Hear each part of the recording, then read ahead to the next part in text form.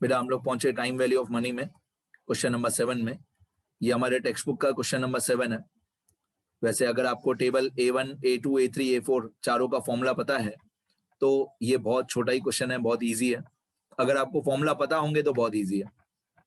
यहाँ पे लिखा हुआ a man borrowed ₹3 lakh from State Bank of India to finance the purchase of a car for 15 years. Assuming the rate of interest of such loans at 12% per annum, find out the amount of annual installment. अब अगर आपने starting से लेकर मेरे साथ ये chapter सीखा है तो आप लोगों के लिए ये क्वेश्चन 2 मिनट का काम है। 3 लाख रुपए का लोन लिया मतलब आज लोन लिया, मतलब ये 3 लाख रुपए हमारी प्रेजेंट वैल्यू है, प्रिंसिपल है। ओके, 15 ईयर्स तक हमको ये पैसे पे करने हैं इंस्टॉलमेंट्स में। 15 ईयर्स तक पैसे पे करने, तो ये हमारा एन हुआ, नंबर ऑफ ईयर्स 15। ये रेट ऑफ इंटरेस्ट 12%, आर हुआ हमारा 12/100। तो स्मॉल आई होता है R/100, मतलब 12/100। 12/100 मतलब 0.12। और सीधी बात है, यहाँ पे लास्ट में लिखा हुआ है इंस्टॉलमेंट। तो जब भी इंस्टॉलमेंट सिस्टम होता है तो यहाँ टेबल A2 यूज होता है या टेबल A4 यूज होता है। यहाँ पे क्योंकि प्रेजेंट वैल्यू दिया हुआ है 3 लाख रुपीस, तो इंस्टॉलमेंट सिस्टम हो और प्रेजेंट वैल्यू हो तो टेबल A4 होता है। इंस्टॉलमेंट सिस्टम और प्रेजेंट वैल्यू टेबल A4, और इंस्टॉलमेंट सिस्टम और फ्यूचर वैल्यू उसमें टेबल A2 होता है। यहाँ पे 3 लाख रुपए, ऑब्वियसली 3 लाख रुपए हम लोग एट प्रेजेंट लोन लेंगे 3 लाख रुपए, तो ये 3 लाख रुपए प्रेजेंट वैल्यू है, प्रिंसिपल है, लोन की अमाउंट है, और धीरे धीरे इसका पैसा इंस्टॉलमेंट्स में पे करना है, मतलब टेबल A4 का फॉर्मूला। ये 3 लाख होगा कैपिटल P, ये 15 होगा N, ये 12% होगा R, तो I होगा स्मॉल I 0.12, और find out the amount of annual instalment, मतलब स्मॉल a, इंस्टॉलमेंट मतलब small a, annuity find out करना बाकी है। बस फिर फॉर्मूला लगाना है A4 वाला। ये हमारा आंसर, प्रिंसिपल या प्रेजेंट वैल्यू 3 लाख, इंस्टॉलमेंट की amount small a find out करनी है, तो मैंने a को लिखा। फिर number of instalments in each year, साल में एक ही इंस्टॉलमेंट है तो k = 1। एनुअल इंस्टॉलमेंट पूछा था ना क्वेश्चन में बेटा, देखो क्वेश्चन में लिखा था ना, find the amount of annual instalment. Annual मतलब साल में एक बार, तो k की वैल्यू 1 होगी क्योंकि साल में एक ही इंस्टॉलमेंट है, तो k की वैल्यू 1। फिर से प्रिंसिपल 3 लाख, स्मॉल a ही रहेगा, k की value 1, number of years 15, rate of interest 12%, तो i होगा 12/100 मतलब 0.12। यहाँ पे सब लिखा हुआ है। Present value 3 lakh, instalment find out करना है, number of instalments in each year मतलब k की value 1, number of years equal to n equal to 15, rate of interest 12%, तो i होगा 0.12। आगे बढ़ते हैं। अब टेबल A4 का फॉर्मूला, टेबल A4 का फॉर्मूला आपको याद होना चाहिए, निहायत ही जरूरी है, आपको फॉर्मूला याद होना चाहिए। ये टेबल A4 का फॉर्मूला होता है, P = A/I/K, P = A/I/K, फिर बड़े ब्रैकेट में 1 - 1/1 + I/K रेज़ टू N/K। बस अभी वैल्यूज पुटअप करनी है, अभी मेरा कोई काम ही नहीं है, मैं नंबर्स पुटअप करूंगा, मल्टीप्लाई डिवाइड करूंगा, आंसर आएगा ही आएगा। बेटा मेरा काम सिर्फ यहां तक था कि मैं आपको फॉर्मूला तक पहुंचाऊं, उसके आगे तो मल्टीप्लाई डिवाइड कोई भी कर लेगा, इसके आगे कोई बड़ी बात नहीं है।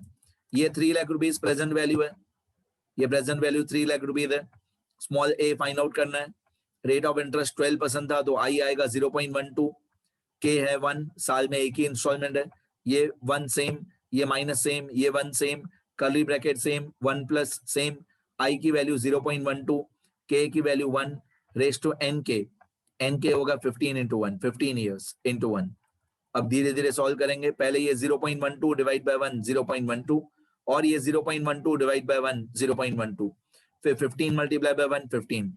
तो मैंने ब्रैकेट्स का बहुत सही उपयोग किया है, ब्रैकेट्स को मैंने बहुत अच्छी तरह यूज किया है, ध्यान देना ब्रैकेट्स का।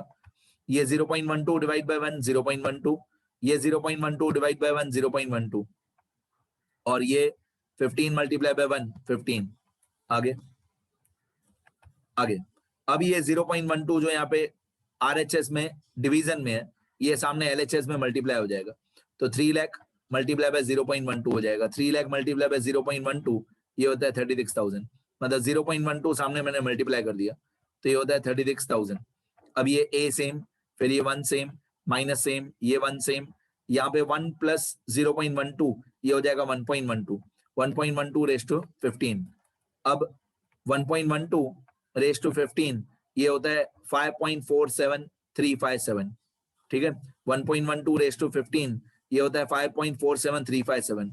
अब हम इसको डिवाइड करेंगे, 1 डिवाइडेड बाय 5.47357, 1 डिवाइडेड बाय 5.47357 तो ये होता है 0.1827।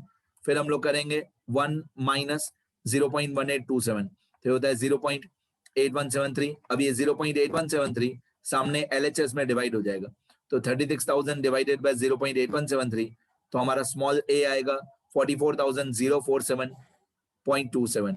मतलब अगर हमने आज 3 लाख रुपए का लोन लिया है और हमको 15 साल तक इंस्टॉलमेंट्स पे करनी है, तो हमारी हर एक इंस्टॉलमेंट, हर साल में एक इंस्टॉलमेंट होगी 44,047 रुपीज की। अब मैं आपको बताऊं, इसको बोलते हैं टोटल कॉन्ट्रैक्ट प्राइस, इसको बोलते हैं टोटल कॉन्ट्रैक्ट प्राइस। अगर आप लोगों ने मेरे साथ हायर परचेज सिस्टम सीखा है अकाउंट्स में, हायर परचेज सिस्टम, तो आपको पता होगा कि कॉन्ट्रैक्ट प्राइस क्या होता है। अब हमारी एक इंस्टॉलमेंट है 44,047.27 की, ऐसी हमने टोटल 15 इंस्टॉलमेंट्स पे की, तो हमारा टोटल कॉन्ट्रैक्ट प्राइस आ जाएगा, टोटल कॉन्ट्रैक्ट प्राइस आ जाएगा 44,047 माइनस मल्टीप्लाई 15 इंस्टॉलमेंट्स, तो हमारी टोटल कॉन्ट्रैक्ट प्राइस आ जाएगी। हाँ बेटा, ये हमारी टोटल कॉन्ट्रैक्ट प्राइस आ जाएगी। अगर हम लोग 44,000 रुपीज की एक इंस्टॉलमेंट पे करें, 44,047, ऐसे 15 साल तक हम इंस्टॉलमेंट्स पे करें, तो हम लोगों ने टोटल 6,60,709 रुपीज पे किए, ठीक है। देखो इस तरीके से बैंक वाले या आप कोई भी फाइनेंशियल इंस्टीट्यूशन बोलो, क्या होता है, एक नॉर्मल लेमैन को ये सारी कैलकुलेशन पता नहीं होती है। अब आपने 3 लाख रुपए का लोन लिया, उसके बदले में 15 साल तक आपने इंस्टॉलमेंट पे की, देखो आपने 3 लाख के बदले में 6,60,709 रुपीज पे किया, इसको बोलते हैं कॉन्ट्रैक्ट प्राइस, ठीक है। अच्छा, इसमें से आपकी जो कैश प्राइस है वो माइनस कर दें, लेस कैश प्राइस, टोटल आपका जो लोन था, आप कैश प्राइस बोलो या जो आपने लोन लिया था वो बोलो। तो आपने लोन लिया था 3 लाख रुपए का, आपने 3 लाख रुपए का लोन लिया था, उसके सामने आपने पे किया 6,60,709। अब सोचो कितना पैसा आपने ज्यादा पे किया, तो माइनस कर देते हैं इन दोनों को, इक्वल टू 6,60,709 माइनस 3 लाख रुपए, तो ये आता है 3,60,709। मतलब इतना पैसा आपने एडिशनल इंटरेस्ट पे किया, इसको बोलते हैं टोटल इंटरेस्ट। तो आपने लोन लिया था 3 लाख रुपए का, वो 3 लाख तो आपने पे किए ही किए, ऊपर से 3,60,000 और भी पे किए, तो आपने टोटल पे किया 6,60,709 ड्यूरिंग 15 ईयर्स, ठीक है। तो 3 लाख आपका जो लोन था वो भी पे किया आपने, और साथ में 3,60,000 आपने इंटरेस्ट का पे किया, तो इन दोनों को मिला के कैश प्राइस और टोटल इंटरेस्ट मिला के आपने 6,60,709 रुपीज इतना पैसा पे किया। तो ये होता है लोन की प्रॉब्लम, जो नॉर्मल लोग कैलकुलेट ही नहीं करते। बस सबको ईएमआई पे कार खरीदनी है, घर खरीदना है, बंगला खरीदना है, ईएमआई पे जाना है। और ट्राई करो जितना घर का खुद का पैसा हो उतनी ही चीजें खरीदें, ईएमआई सिस्टम में मत पड़ो, राइट। हाँ, बैंक वाले कमाएंगे, क्यों नहीं कमाएंगे, आपको फैसिलिटी मिलेगी, क्यों नहीं मिलेगी। आप धीरे धीरे पैसे पे करोगे, आपको लगेगा आपने पे ही नहीं किए पैसे, बेवकूफ बन रहे हो आप लोग। 3 लाख रुपए के लोन के सामने 3,60,000 तो इंटरेस्ट पे किए। हाँ, अगर बहुत नेसेसिटी है तो लोन लेना चाहिए, लेकिन अगर अननेसेसरी आपको अपने मौज शौक के लिए लोन ले रहे हो तो गलत है, गलत है, एकदम गलत है, ठीक है। पैसे उड़ाने के लिए लोन मत लो। आजकल तो लोग घूमने के लिए भी लोन लेते हैं। आप मेक माई ट्रिप पे देखो, आपको पैकेजेस मिलेंगे, जो पैकेजेस का पैसा आप ईएमआई में पे करोगे। क्या नॉनसेंस है, पैसा घूमने का नहीं है तो घूमने जाना क्यों, ठीक है। तो पहले पैसे कमाओ फिर उड़ाओ, उड़ाना भी अच्छी बात है पर पहले कमाओ। तो ये कॉन्ट्रैक्ट प्राइस हमारा 6,60,000, cash price 3 lakh, total interest 3,60,709। चलो अब मैं एक बार स्क्रॉल कर देता हूं, सुनते रहो।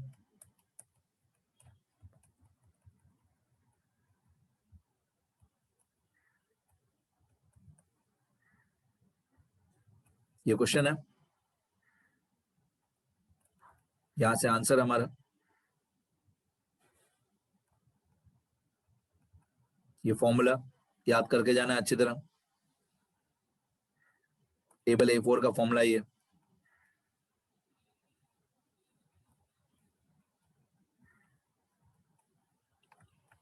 लिखो अच्छी तरह। लास्ट में कंक्लूजन लिखना, therefore the amount of annual instalment, last में कंक्लूजन लिखना, therefore the amount of annual instalment will be rupees 44,047, 44,047, इतना कंक्लूजन लिखना बेटा।